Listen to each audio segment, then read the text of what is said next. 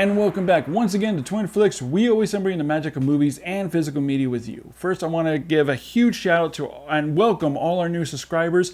It really means a lot to us. Thank you so much for subscribing, liking, sharing our channel, and the comments have been just outstanding. I'm so appreciative for your wonderful comments, and it really makes all the hard work we put into these videos well worthwhile.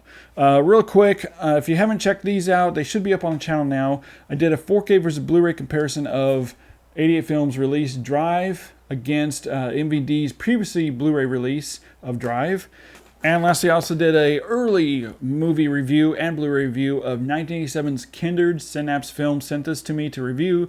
This doesn't come out till October 25th, so definitely watch that review. It was a fun one. Link will be at the end of this video. Today we're doing another movie review, and that is Lightyear Entertainment sent this to me to review, and it's a indie horror movie called Yellow Brick Road. Reporting from Station 8 at 1100 hours, recorded this the 10th of October. In 1940, 572 residents in a small New England town, just out of the blue, walked up a winding mountain trail and into the wilderness, leaving everything behind and never heard from again. Later, a search party was dispatched by the U.S. Army, who discovered the remains of 300 of the residents. Some were frozen to death, while others were slaughtered. And while the town is slowly repopulated, locals have quarantined the trail in the wilderness. That is, of course, until 2008, when a group of young expeditionists learned of the tale of what happened, and they decide to be the first to explore the mountainous trail and wilderness to document and solve the mystery of Yellow Brick Road.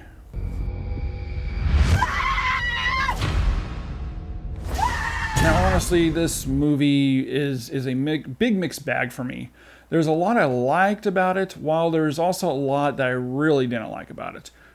So I decided to split the review into two different categories of pros and cons. And we're going to start with cons first. It has a great concept for a small horror movie, and while there are definitely some interesting ideas in the movie, the problem the movie has is that it just tries too hard in some areas, but also not hard enough in other areas.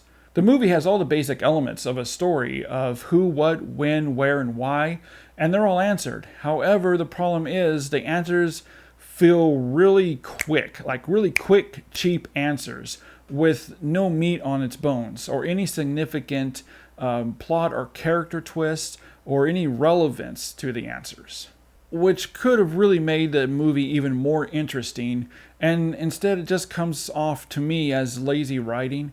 The writing and the story could have been much more inventive and should have been more of a cautionary tale, which it doesn't really have that. The movie also very clearly suffers from a shoestring budget.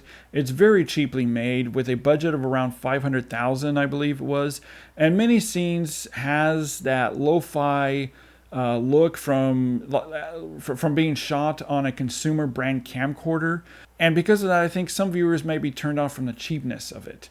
But now we're going to dig into the pros, and even though the movie, as I just explained, has its fair share of problems, it's definitely not a total failure. It's an interesting modern take on old school slow burn horror on an indie budget with good performances, decent directing.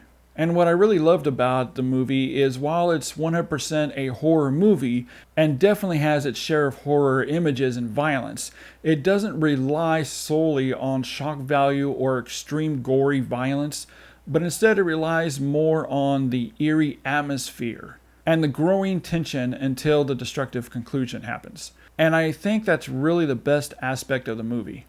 All in all, while it's not the best indie horror movie out there, it definitely still holds its own with an interesting concept, some great ideas, good performances, and decent direction. And after having watching this, it really makes me wish that the directors had the opportunity to remake the movie again with a higher budget, because you can really tell there was a lot of things they wanted to do in this movie, but they just couldn't.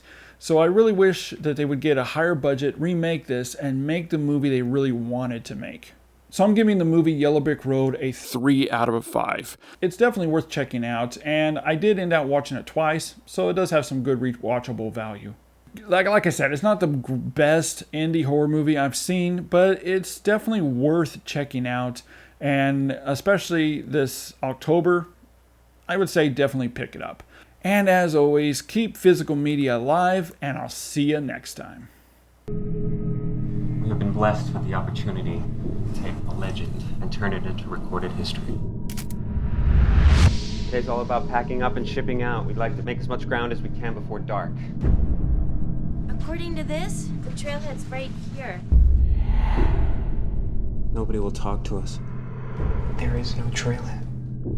But there is a trailhead. There's even a marker.